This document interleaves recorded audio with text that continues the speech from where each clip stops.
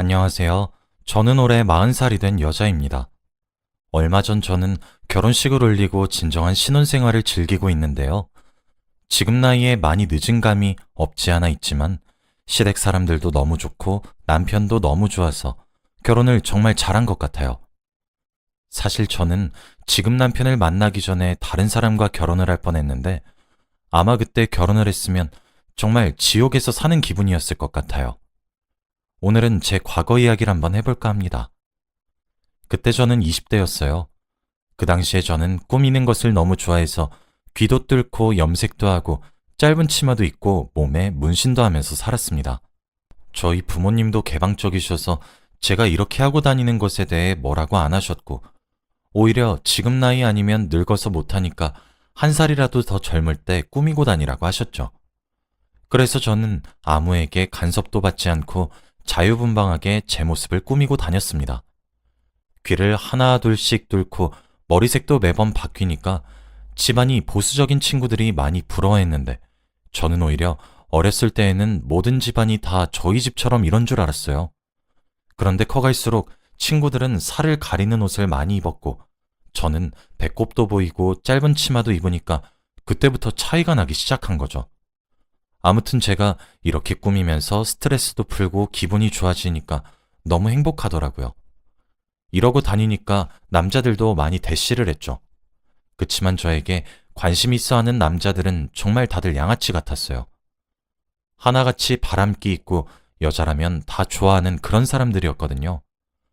제가 이렇게 하고 다니니까 저도 자기네들처럼 그렇게 노는 거 좋아하고 인생 마음대로 사는 줄 알았나 봐요. 하지만 저는 교대를 다니고 있는 학생이었습니다. 그래서 공부가 굉장히 저한테 중요했고 교사가 되어서 아이들을 가르치고 싶은 마음도 너무 컸죠. 그러다 보니 그런 남자친구들은 자신들이 생각했던 저와 다르니까 이별을 원했고 저도 그런 남자보단 착실하고 미래가 확실한 사람을 만나고 싶었기에 자주 헤어졌어요. 그렇게 이별과 만남이 반복되다 보니 남자들을 잘 못 믿게 되더라고요. 처음엔 저밖에 없다면서 저만 바라본다던 남자친구들은 다 제가 공부하는 동안 바람을 피우고 다녔고 제가 공부하는 걸 이해하지 못했어요. 그래서 남자에 대한 관심을 조금씩 접어가고 있을 때쯤 한 사람을 만납니다. 저는 카페에서 아르바이트를 하고 있었는데 그 카페에서 항상 율무차를 먹었던 오빠였어요. 원래 율무차는 어르신들이 많이 먹는데 그렇게 매일 와서 율무차를 먹는 대학생이니까 기억에도 많이 남았고 그 사람이 뭐 하는 사람인지 궁금하더라고요. 그래서 저는 대뜸 그 오빠에게 연락처를 물었고 저희는 그날부터 조금씩 만나기 시작했습니다. 신기하게 그 오빤 공대 오빠였고 평생 여자는 전혀 만나본 적이 없는 순둥이더라고요. 평생 바람기만 있고 여자들을 많이 만나본 남자들을 만나다가 여자를 한 번도 만나본 적이 없는 오빠를 만나니 신기하기도 했고 조금은 재밌었어요. 너무 다정했고 자상해서 제가 많이 좋아했던 것 같아요. 그런데 오빠가 다 좋았는데 딱 하나 싫었던 게 있었습니다. 바로 제 옷차림이나 꾸미는 거 가지고 매번 잔소리를 했어요. 저희 엄마 아빠도 저한테 뭐라고 하지 않는 걸 남자친구인 오빠가 저한테 매번 치마가 짧다, 머리색이 너무 튄다, 귀는 왜 이렇게 많이 뚫었냐 하면서 이래라 저래라 하곤 했죠. 그래서 저는 처음에는 저를 위해서 하는 말이구나 싶어서 그것도 저에 대한 관심인 줄 알았어요.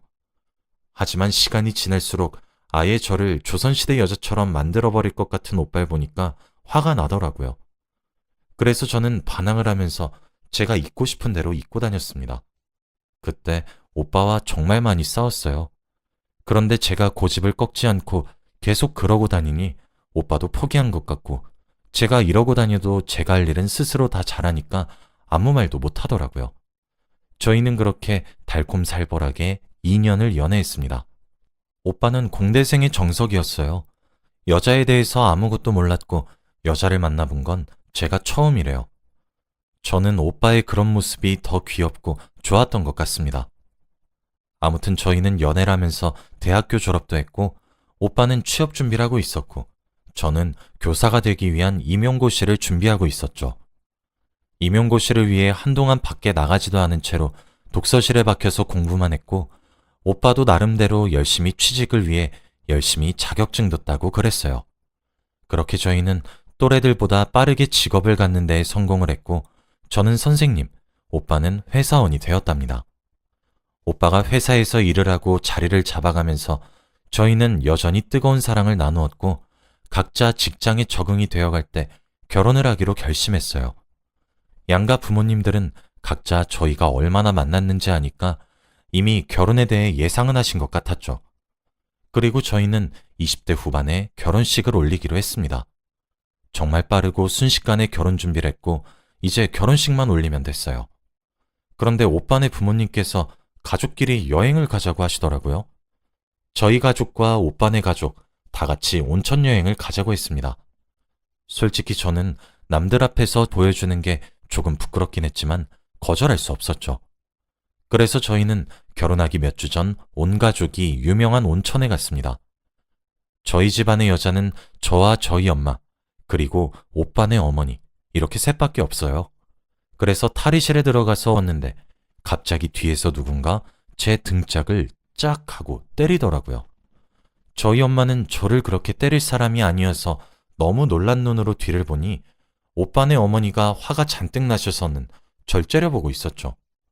오빠네 어머니께 맞은 등이 너무 아파서 등을 부여잡고 왜 그러세요? 라고 물었어요. 그랬더니 어디서 여자가 낙서라고 다녀? 라고 하시더라고요. 제가 어렸을 때 몸에 문신을 한 것을 보고 얘기를 하셨던 겁니다. 너 그렇게 안 봤는데 너 이렇게 몸에 그림 그리면 애엄마 돼서 다른 아줌마들한테 손가락질 받는다?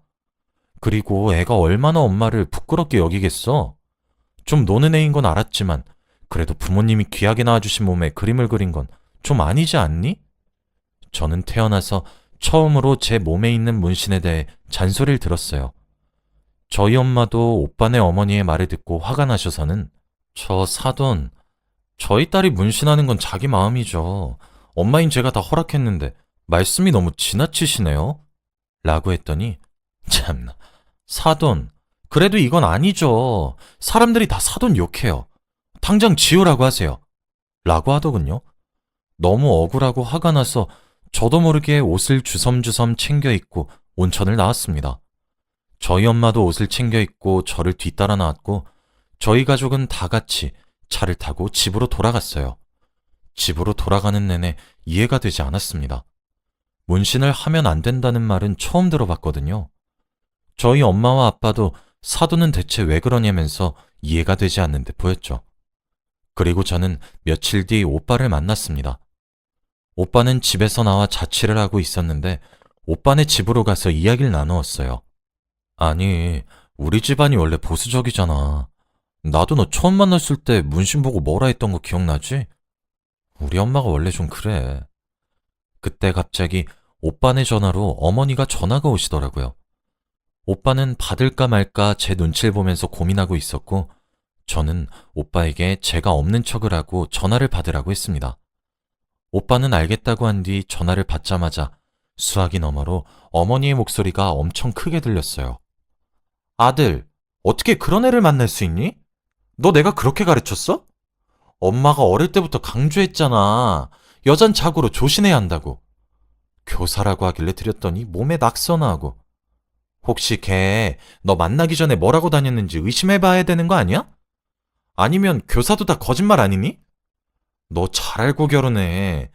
걔한테 전하렴. 문신을 지우고 너랑 결혼하던지 아니면 파혼하던지. 무슨 저한테 이런 심한 말을 할 수 있나요? 저는 그 말을 듣고 너무 상처를 받아서 눈물이 흘렀습니다. 오빠는 미안하다면서 어떻게든 어머니 설득해보겠다고 했지만 저는 그런 집안에 시집을 가고 싶지 않았어요. 저는 문신을 지울 생각이 없었고 어머니의 가부장적인 사상을 이겨낼 자신도 없었죠. 제 문신은 어렸을 때 키우던 강아지를 추모하는 마음으로 새긴 거였어요.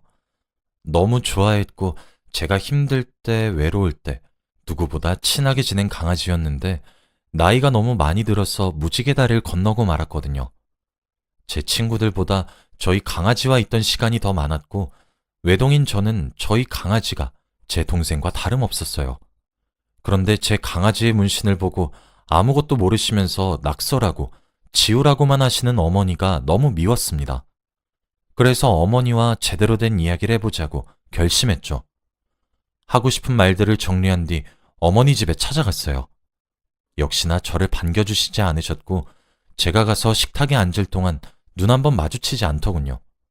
아무튼 그렇게 앉아서 제가 먼저 말을 꺼냈습니다. 이 문신의 의미를 진심을 담아서 이야기했고 말하는 도중 강아지와의 추억이 떠올라서 저도 모르게 울고 말았어요. 그런데 어머니는 우는 저를 보고 너 왜 우니? 라고 하시면서 전혀 공감을 하지 못하더군요. 그러면서 저에게 그럼 그 가족 같은 강아지를 네 몸에 그렸으니까 너 결혼하면 나랑 내 남편 얼굴 그리고 우리 아들도 내 몸에 새길 수 있겠니? 그러면 내가 문신하는 거 이해하마 라고 하더라고요. 정말 어이가 없었습니다. 저는 너무 당황스러워서 아무 말도 못하고 있으니까 어머니는 어머, 우리는 네 가족 아니니? 라고 하시며 비꼬시더라고요. 저는 도저히 참을 수 없었고 화가 나버려서 어머니도 눈썹 문신하신 거 아니에요? 라고 했습니다. 어머니는 조금 당황하시는 듯이 보였지만 그거랑 네 몸에 낙서하는 거랑 같니? 라고 하시며 눈썹 문신과 제 몸에 있는 문신은 다르다고 하셨고 말이 전혀 통하지 않는 걸 보고 어머니, 저희의 인연은 여기까지인가 보네요. 라고 하며 집을 박차고 나갔습니다. 이런 사상을 가지고 있는 시댁의 며느리가 되는 것보다는 차라리 평생 노처녀로 사는 게 더 낫겠다는 생각이 스쳤죠. 그런데 오빠는 포기할 수 없었어요. 연애한 기간도 길고 저를 이해해 주었던 사람이었거든요. 저는 집으로 돌아가는 길에 오빠에게 전화를 걸어서 오늘 어머니와 있었던 일들을 다 말했어요. 그런데 오빠의 대답은 의외였습니다. 당연히 제 편을 들어줄 줄 알았던 오빠는 그냥 고집 피우지 말고 엄마 말 들어. 문신 지우자. 라고 하더라고요. 그 한마디를 듣고 저는 오빠에게 정이 뚝 떨어지고 말았습니다. 저에게는 어머니를 설득한다고 말했던 오빠가 그렇게 말하니까 저를 배신한 기분이었고 결혼하면 어머니와 저 사이에 갈등이 생기면 오빠가 중간에서 어떻게 할지 빤히 보이더라고요. 저는 그때 바로 오빠에게 오빠, 우리 그냥 결혼하지 말자. 헤어져.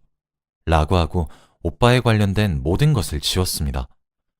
오빠는 제가 갑자기 그렇게 변하니까 조급함을 느꼈는지 전화도 오고 문자도 오고 난리였지만 저는 번호를 바꾸었어요.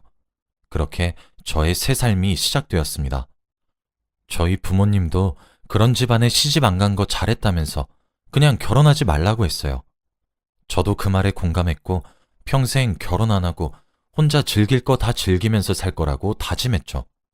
그리고 며칠 후 하고 싶은 문신이 생기기도 했고 오빠네 집안에서 받았던 스트레스를 풀 겸 오랜만에 문신을 하러 갔습니다.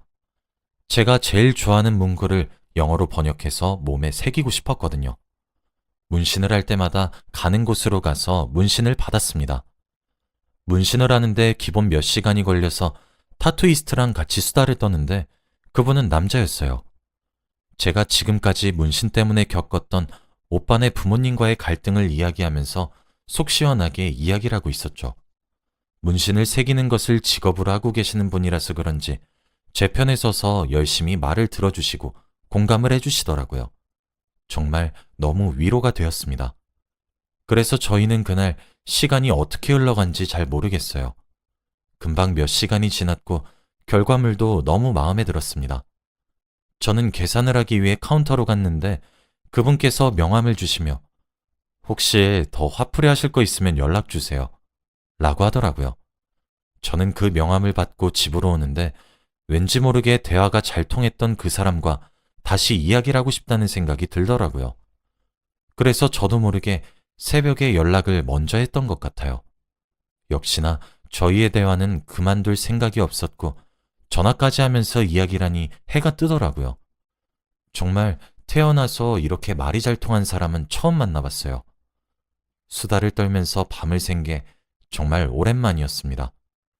그렇게 저와 그분은 자주 만났는데 만나서도 말이 역시나 잘 통했고 같이 있으면 시간이 금방 흘렀죠.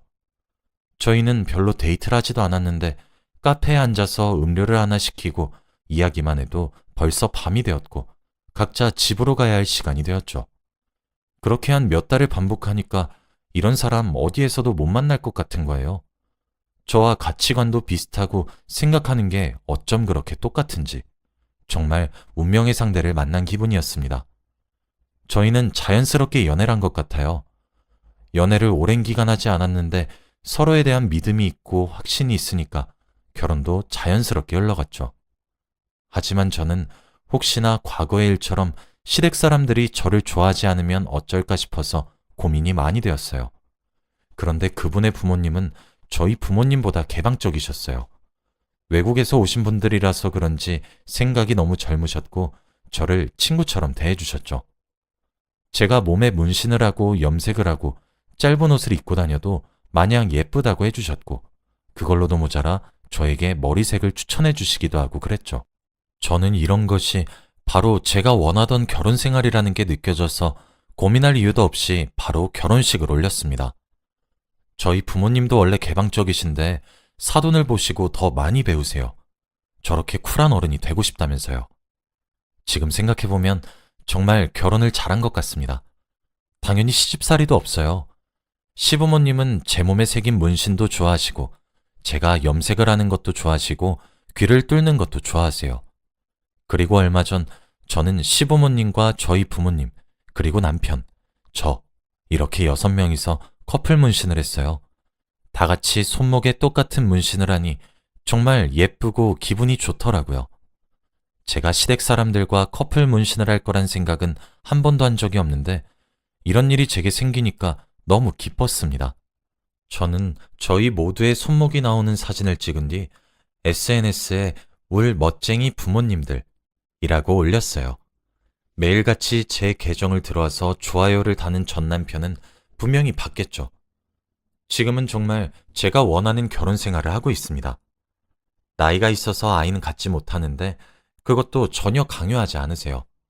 시부모님께 많이 배우고 있습니다. 저도 아들을 낳아서 이런 시부모님이 되고 싶은 욕심이 있긴 한데 나이가 나이인지라 그래도 생기면 너무 좋겠죠. 지금의 남편을 놓쳤으면 정말 큰일 날 뻔했습니다.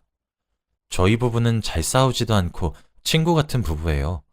말도 잘 통하고 고민도 잘 들어줘서 세상에서 제일 친한 친구입니다.